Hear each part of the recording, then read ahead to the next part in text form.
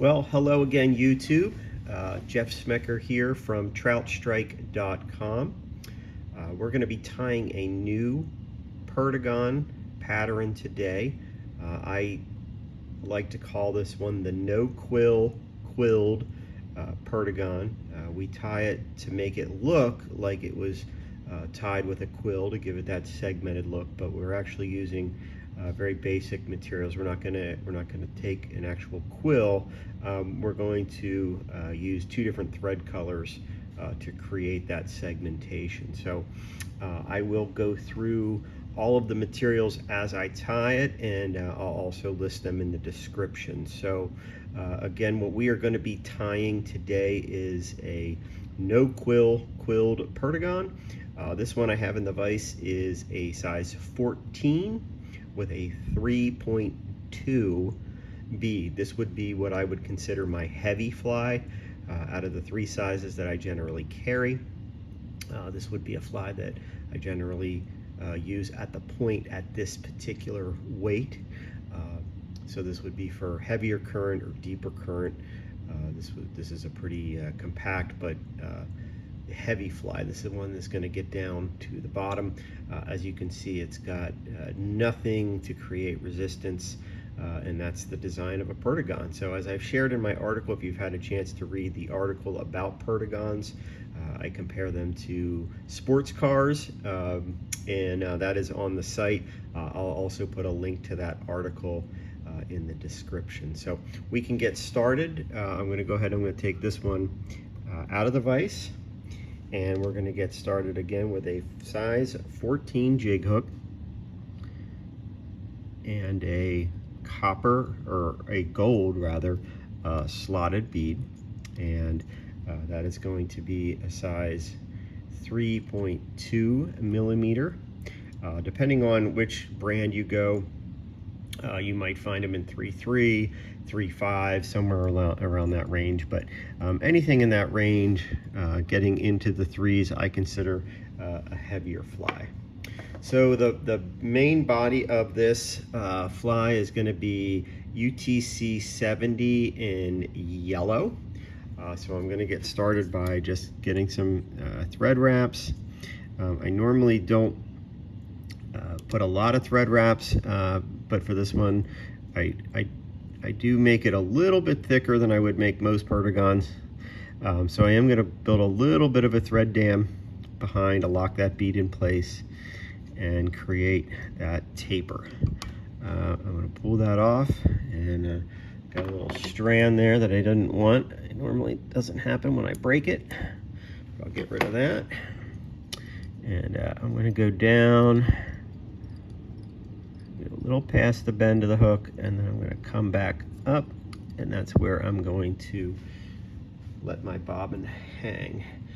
Now the next thing we're going to use is the tailing material, and that is, as you can see here, oh, there's the brand. This is, well, a whiting tailing pack, the Euro Nymph, and this is Coq de Leon, so you can kind of see the color.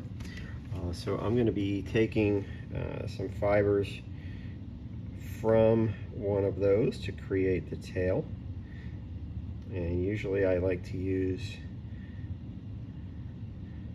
no more than 5 or 6. I like to create my tails pretty thin, as I've shared in the past. So this is what just one of those tails would look like. So I'm going to take just a few fibers. I'm going to try to keep them lined up, so the tips align, and then I'm going to be putting that about the length of the shank of the hook. And again, I try to get it in there with one thread wrap, and if I get it the way I like it, then I keep it, and if not, I can adjust it. So I like the length there. So I'm going to go up the shank, and I'm going to trap those tips into the slot so I know that everything is aligned, and then I'm going to give it a little bit of a haircut. Now here's the next part. Again, I said these are going to be very simple patterns. So for the ribbing, we're actually going to use Veevus 140 that's the heavier denier. If you have another brand, this just happens to be the brand that I have, but you would want to use the thicker. I think it just shows up better.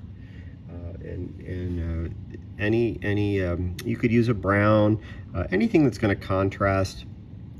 We are going to use the black today, partly because that just shows up nicely in the video. I like using the brown for this as well. And then I'm going to tie that in just the same way I would with wire. And then I'm going to make sure I flatten my thread, and I do that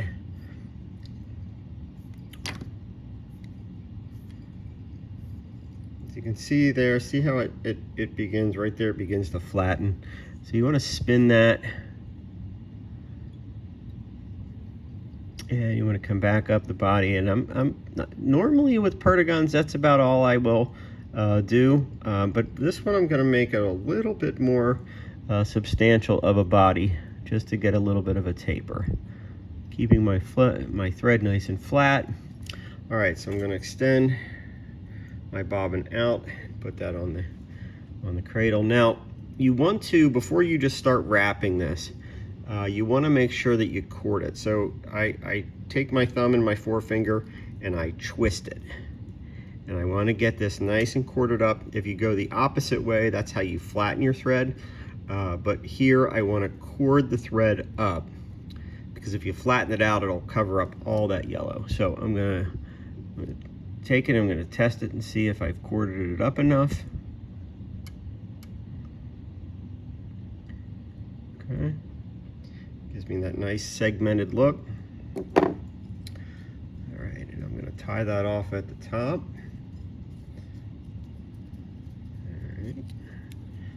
Hold that tight there. Now I'm going to come around, I'm going to tie that off once, twice, and then I'm going to go behind. I'm going to come in with my scissors here, and I'm going to cut that black off. So when you're done, you've got a nice segmented black and yellow contrast. And again, you can use a range of colors here. Today we're going with the yellow along with the black. Now I'm actually going to do a whip finish here, because I'm going to change up threads, and we're going to come in with a different color for the hot spot. So for the hot spot, we are going to be using UTC 70 in orange, one of my favorite hot spot colors. And I'm going to be coming up here, I'm going to be just making a nice, don't get crazy, compact orange hotspot, and I'm going to whip finish that.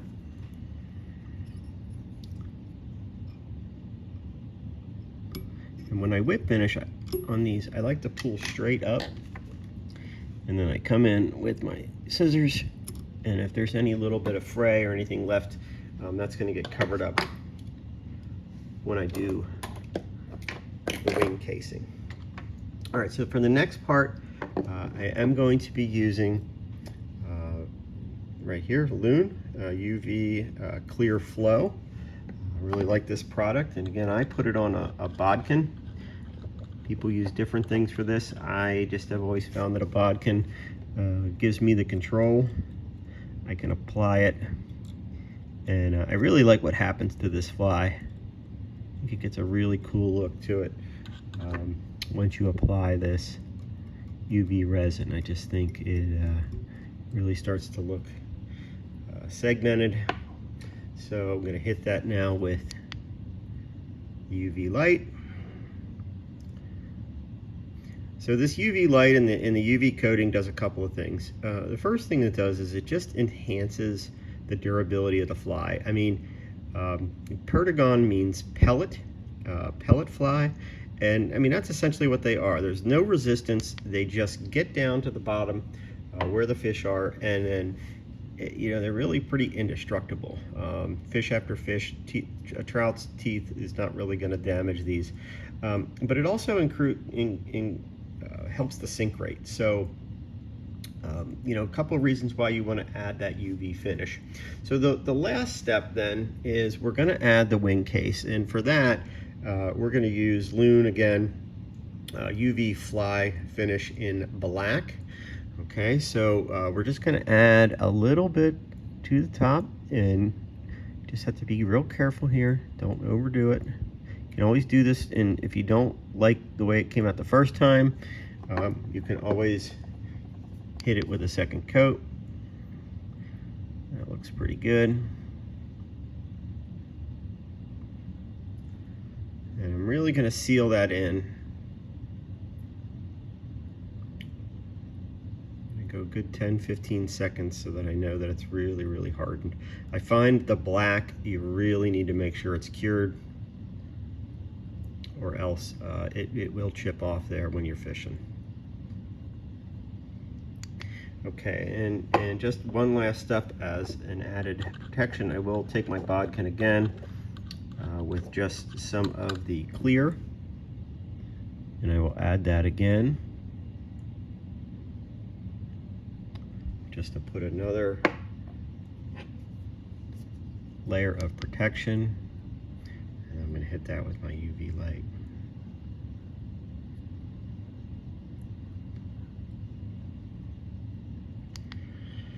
So there you have it. That is, for lack of a better name, the quilled Perdigon.